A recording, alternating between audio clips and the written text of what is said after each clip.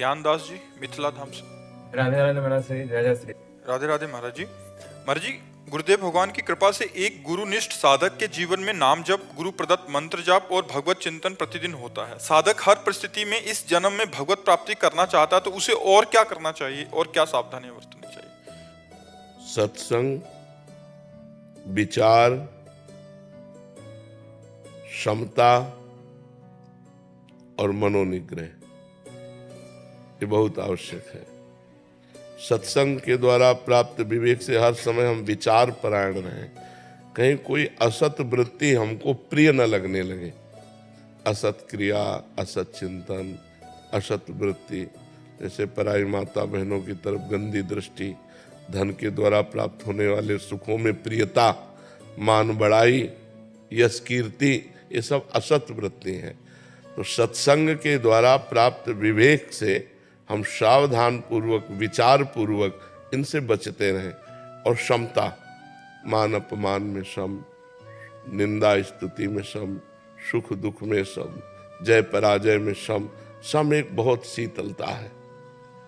और संतोष, जैसी परिस्थिति हमें भगवान ने दी है, हम किसी से, ना भगवान से न किसी इंसान से, परिस्थिति के परिवर्तन की चाह न करें।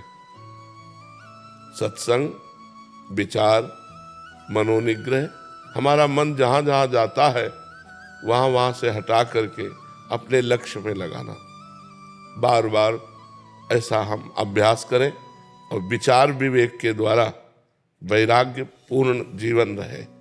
तो सत्संग, विचार, मनोनिग्रह, शम और संतोष, ये 5 लक्षण जिसके हृदय में हैं वो भगवान की कृपा से भगवान को प्राप्त कर लेगा।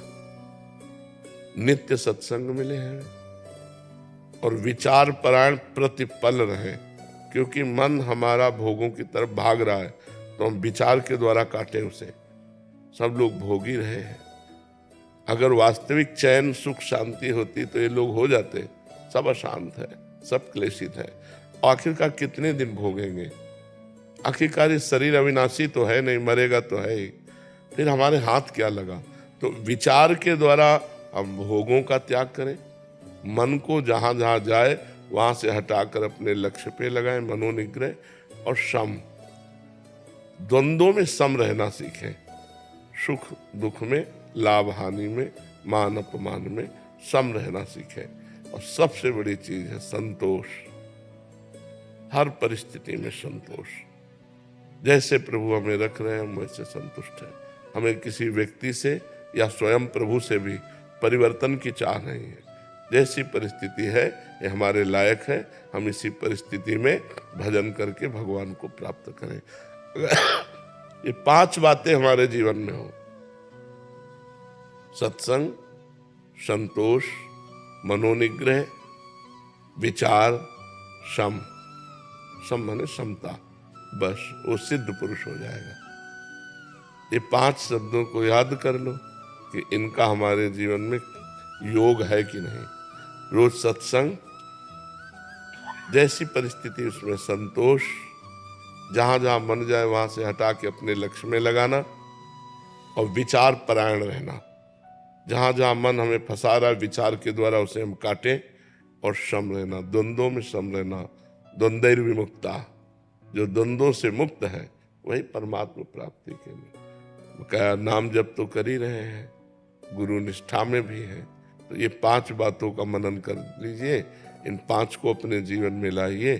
सत्संग, संतोष, मनोनिग्रह, समता, विचार। विचार नहीं तो पशु है, बिना विचारे जे करें ते पाछे पछताएं। काम बिगाड़ो आपनो जग में होता, एक एक कदम विचार पूर्वक रखें। और मन को बार बार संसार से हटाकर प्रभु में न लगावें तो साधना किस बात की? अगर दुख सुख को सहे ना तो साधु किस बात का? तो सत्संग, संतोष, मनोनिग्रह, विचार और क्षमता, ये बातें आ गई तो भगवत प्राप्ति हो गई। समझ रहे हो ना? जीवन मुक्त है अगर ये 5 बातें उसके जीवन में हो, वो जीवन मुक्त ही है।